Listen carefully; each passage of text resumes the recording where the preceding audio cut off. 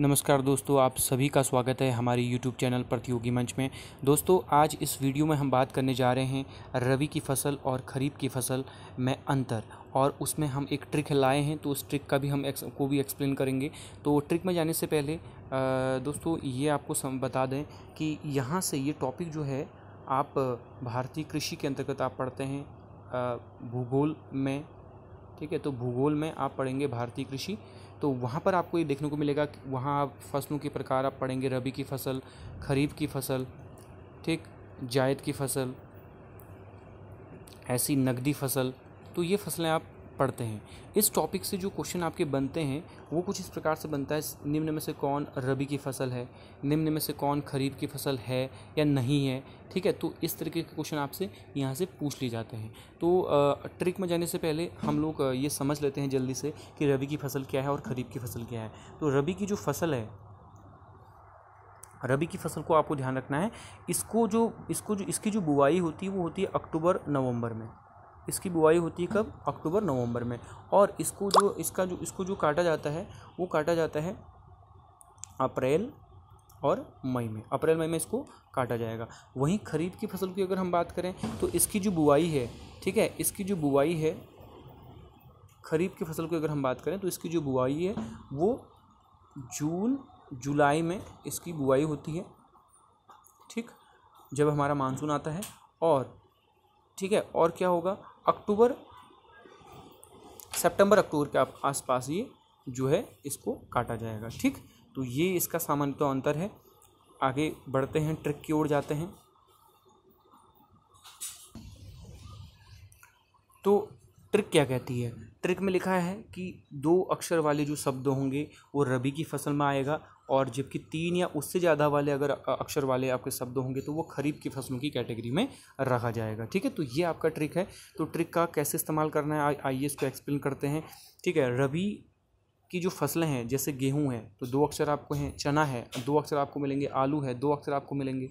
ठीक है, अब आप लोग सोच रहे होंगे कि जौ क्यों छोड़ दिया और मटर सरसों क्यों नहीं एक्सप्लेन कर रहे हैं।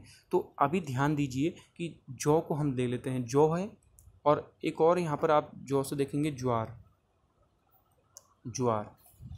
ठीक, तो ध्यान रखना है कि जौ जिसमें अगर हम मात्राएं देखें तो आपको अगर अक्षर देखें तो 1 अक्षर मिलेगा आपको, तो ये तो 3 वाले में तो आएगा ही नहीं, और आप कहेंगे 2 वाले में भी नहीं आएगा। ध्यान रखेंगे 3 वाले में तो नहीं आएगा, लेकिन इसको 2 वाले में लेंगे आप। कहने का मतलब जौ को आपने कुछ नहीं करना है, आपको जौ को जो है रबी की फसल में लेना है बस। ठीक, जबकि इसका जो 7 वाला है ज्वार, ठीक है, ये तो सिंपल 1 2 3 इसमें अक्षर हैं, तो ये खरीफ की फसल हो जाएगी। तो जौ आपकी रबी है और ज्वार कैसी है? खरीफ की फसल है। ठीक है, तो अब खरीफ की फसल की अन्य जो फसलें हैं वो देखते हैं, जैसे मक्का है, चावल है, गन्ना है, बाजरा है, ज्वार है, कपास है, मडुआ जिसको रागी भी कहते हैं, उड़द है, लोबिया है, अरहर है। तो ये है आपकी खरीफ की फसलें। तो ध्यान रखना है, ज्वार आपकी खरीफ की फसलें हैं, और यहाँ पर आपको याद रखना है जौ को। ठीक है, इसके साथ साथ आपको ये भी याद रखना है कि जो मटर और सरसों है, ठीक है, और ये आपकी कैसी फसलें हैं? रबी की फसलें हैं। अब ये भी थोड़ा सा आपको समझना है कि जो सब्जियां हैं, जो भी सब्जियां हैं, या तो आपकी जायद की फसल में आएंगी जो सीजनेबल हैं, जो कोई किसी खास सीजन में उगती हैं। ठीक, और अदर वाली जो सब्जियां हैं वो आपकी किस में आती है? रबी की फसल में आती हैं, यानी कि रबी की फसल में आती हैं। ठीक है, तो आप सब्जियों को, ठीक है, आपको सब्जियां आप जो मतलब है खरीफ की फसल में आप नहीं देखेंगे। ठीक है, या बहुत कम देखेंगे कहने का मतलब। तो ये जो आपके सब्जियां हैं, जैसे चना दाल, ठीक है, आलू, मटर, सरसों, ये सारी सब्जियां किस में आएंगी? रबी की फसलों में आएंगी। ठीक है, चलिए आगे बढ़ते हैं। इसमें आगे